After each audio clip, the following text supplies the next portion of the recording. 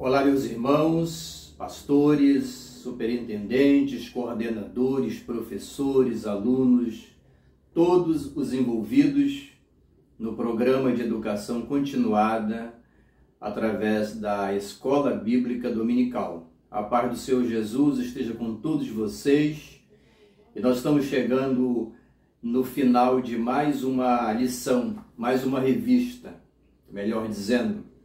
O trimestre está terminando e hoje nós teremos o resumo da última lição desta abençoadora revista baseada na primeira carta de Paulo aos Coríntios. Foi uma jornada muito importante e certamente hoje nós teremos aí uma boa oportunidade para uma boa reflexão numa maravilhosa lição que o Senhor tem para nós.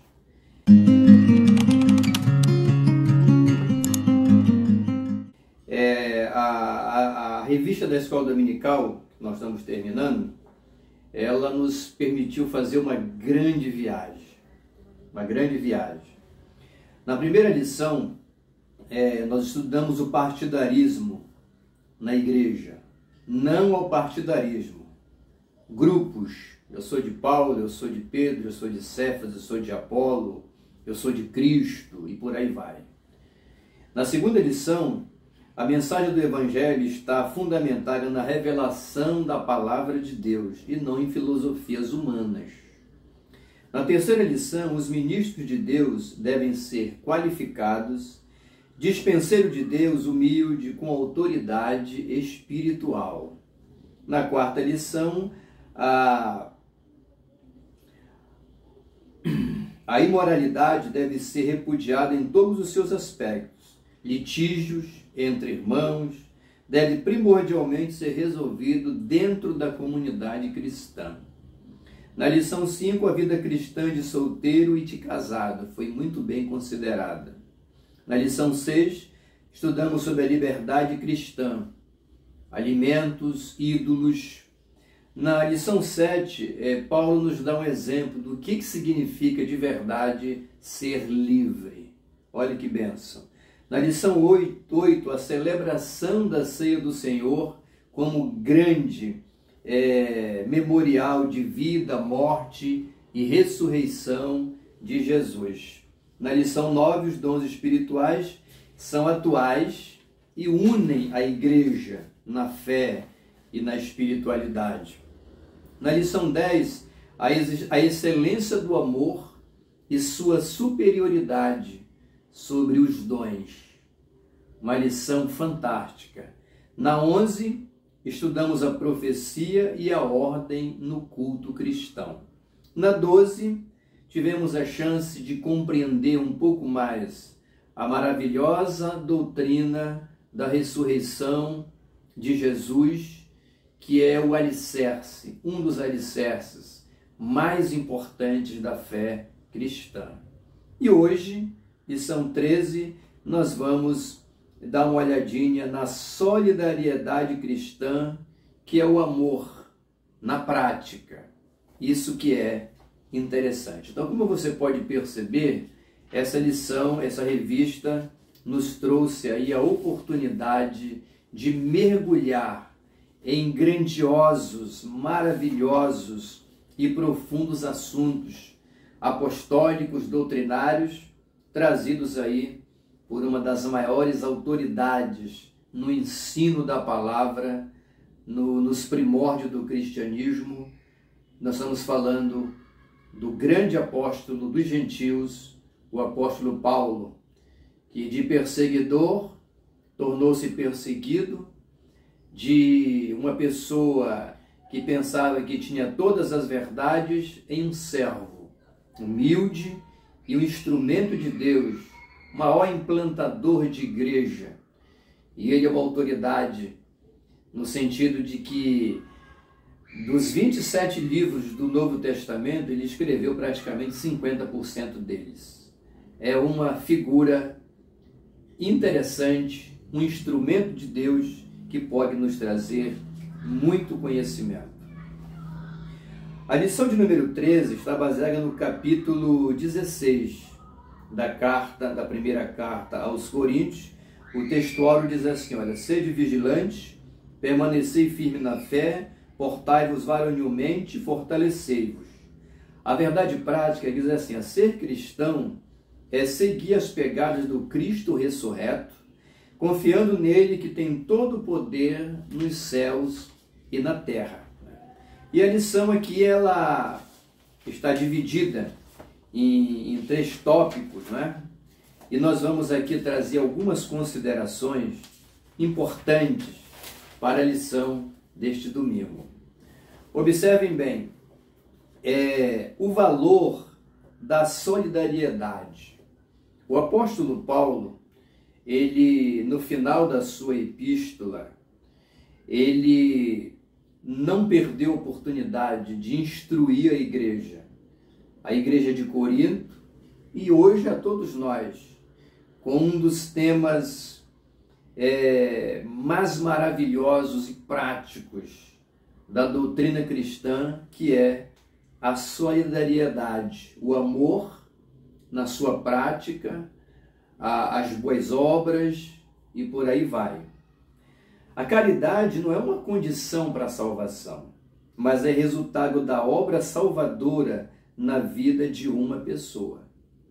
Olha que coisa interessante.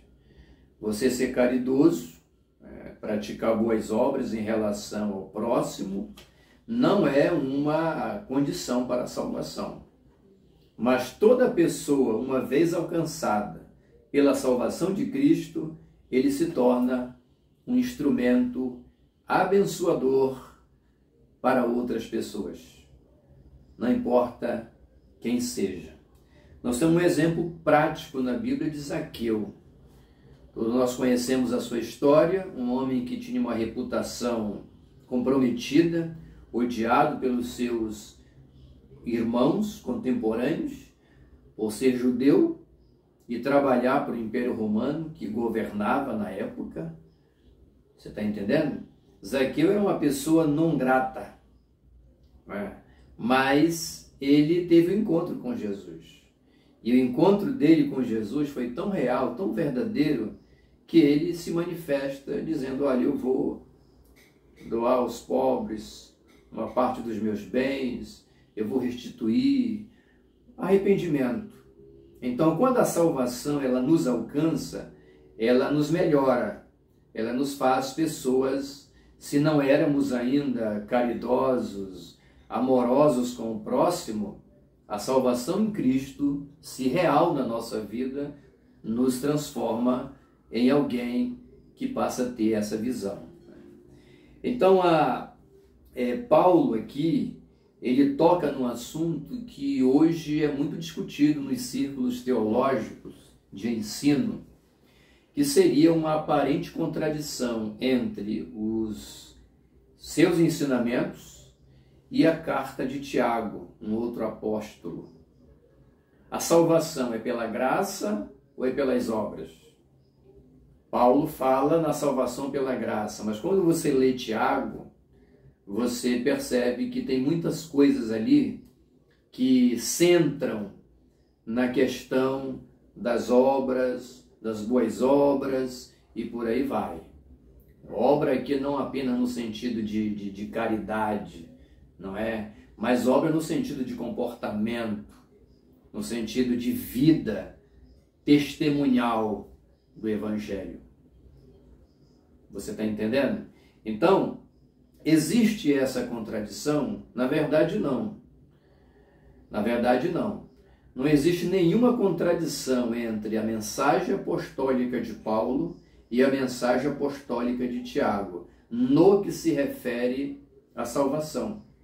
Por quê? Porque quando você lê Paulo, você percebe que ele fala de quê? Quando ele fala da salvação, ele fala da causa da salvação. Pela graça sois salvos mediante a fé. Salvação pela graça, não meritocracia. Nada disso. O homem não pode fazer nada pela sua salvação. Ele é salvo por aquilo que Jesus já fez e não por aquilo que ele faz. Essa é a doutrina paulina. a salvação.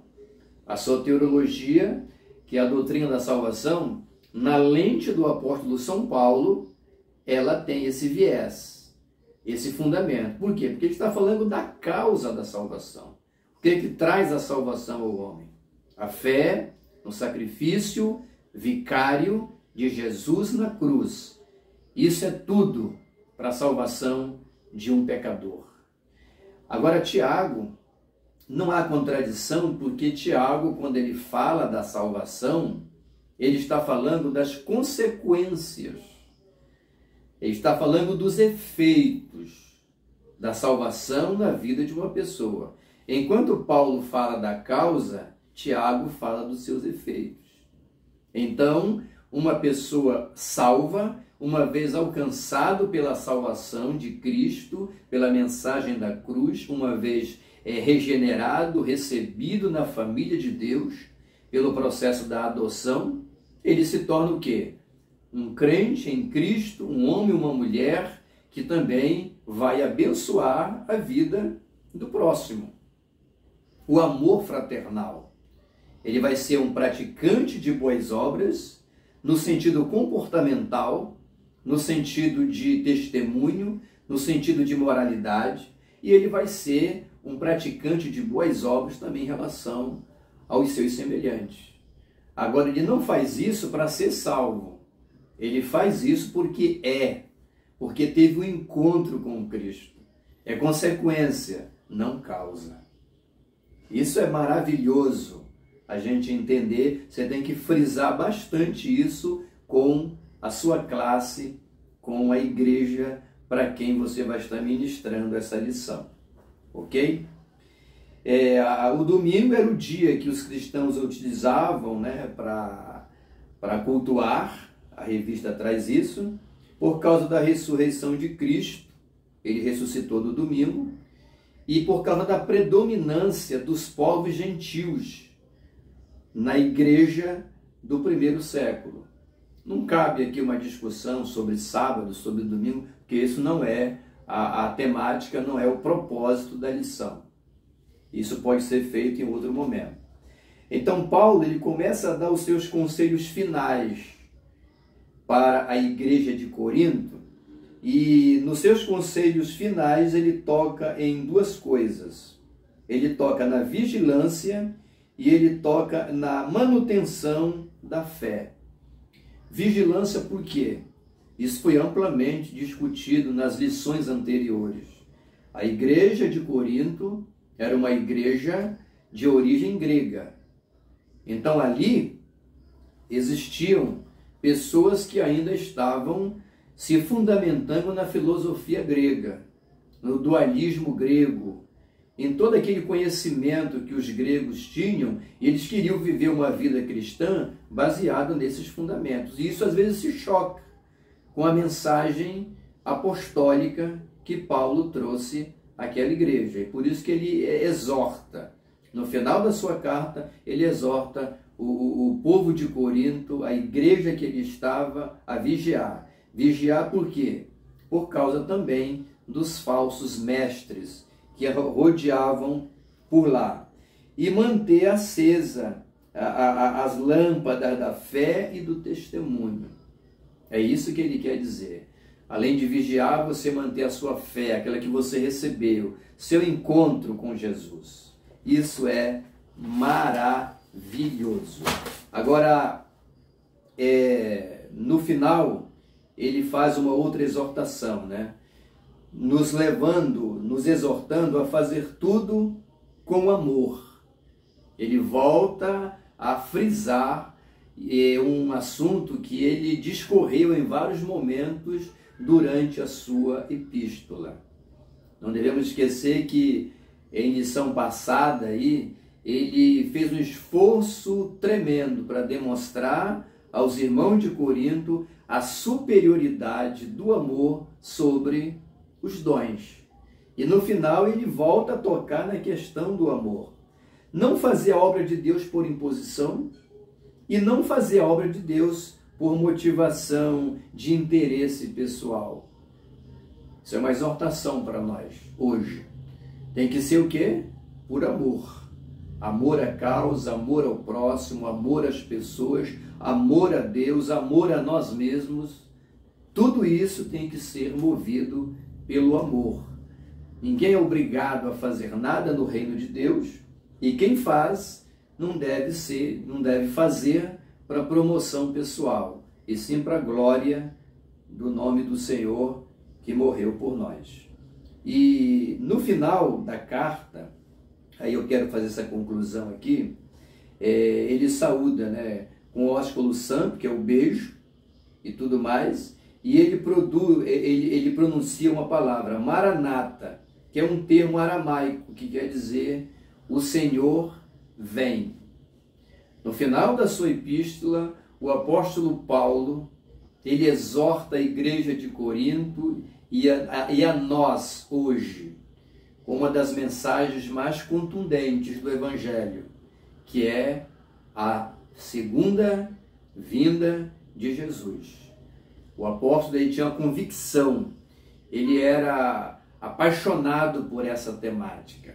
E em vários momentos, em diversas cartas que ele escreve, ele não esquece de exortar a igreja, compartilhar com a igreja essa doutrina, esse sentimento, essa esperança, que é a vinda de Jesus para buscar uma igreja peregrina.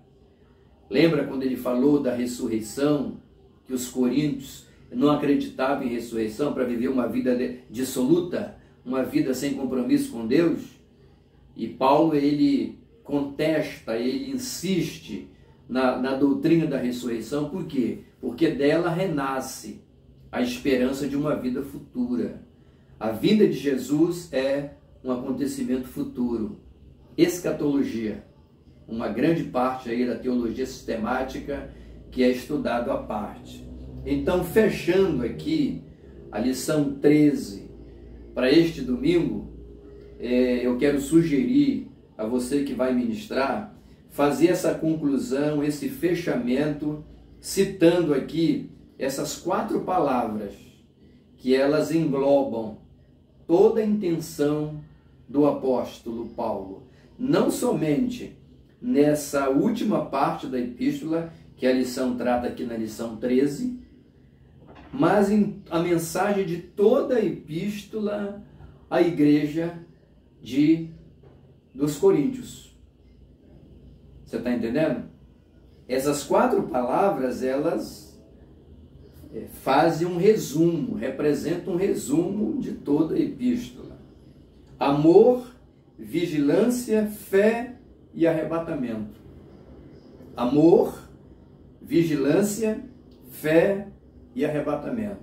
O amor que une a igreja, o amor que deve ser o dom maior, buscado e vivido por todos os crentes. Ele foi incisivo com os irmãos da igreja de Corinto. E essa mensagem apostólica, ela é universal para todos nós hoje. O amor é o dom maior, é o fundamento maior. Ele é o resumo do Evangelho. Ele, por si só, fala de tudo, engloba tudo. Vigilância, por quê? Porque assim como os falsos mestres rodeavam a igreja de Corinto, os falsos mestres estão rodeando a igreja da atualidade. É só você aí pesquisar na internet, ouvir as pessoas que falam do Evangelho na internet, na televisão, que você vai perceber quantos falsos mestres nos rodeiam. E você precisa estar o quê? Vigilante para isso, para você não ser engolido e roubado na sua fé. A outra coisa é fé. Fé não somente como confiança, mas fé como conhecimento de Deus. A Bíblia diz que nós precisamos estar prontos para defender a fé que nós professamos. E Judas escreveu, lutando pela fé que uma vez foi dada aos santos. Fé não no sentido de crença, de confiança, mas no sentido doutrinário, no sentido de você conhecer os fundamentos da crença que você tem. Isso é fé, né? E por final, o arrebatamento. Por quê? Porque faz o fechamento. Por que nós valorizamos tudo isso? Porque somos peregrinos nesta terra, não entendemos a vida como sendo começa e acaba tudo por aqui. Nós entendemos a vida aqui como um trampolim, e a morte física nos transporta para a vida eterna.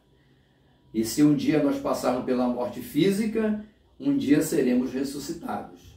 E se não passarmos pela morte física, na vinda do Senhor, no dia da glorificação da igreja, nós seremos transformados e arrebatados à presença do Senhor. Então, amor, vigilância, fé e arrebatamento. Que Deus abençoe. Eu quero desejar uma lição abençoadíssima para todos nós, para todos vocês. É maravilhoso a gente poder compartilhar, não é? Esses momentos aqui, esse resumo, que não é um novo comentário, mas é um incentivo a mais, uma ferramenta a mais, para você ter mais um subsídio para enriquecer também a lição que você vai ministrar no domingo. Ensino da palavra é comparado a um prato de refeição. Só feijão com arroz, a gente come, mas todo mundo que está com fome quer algo mais. Vou colocar aí uma salada nesse prato aí, né? Alguma coisa a mais, uma boa sobremesa. Isso é muito bom. Que Deus abençoe vocês. Oremos ao Senhor pedindo a sua graça e a sua proteção, sua inspiração para a lição deste domingo que se aproxima. Pai querido, nós te louvamos, obrigado por tudo, por esse momento de reflexão, por este resumo na tua palavra, na lição 13, no fechamento desta revista, baseado na primeira carta de Paulo aos Coríntios. Quantos ensinamentos, quanta bênção. Senhor, que esses ensinamentos possam realmente integrar a fé que nós professamos e a gente caminhe cada dia crescendo, amadurecendo, maturando e desenvolvendo e alcançando outros padrões de conhecimento para a glória do teu santo nome. Obrigado por tudo, seja com cada pastor, professor, coordenador, por todos aqueles que operam a revista da Escola Bíblica Dominical. Em nome de Jesus, nós te agradecemos. Que Deus te abençoe aonde você estiver, neste Pará imenso, Brasil afora, aonde você se encontrar. Receba um carinhoso abraço do reverendo Ed S.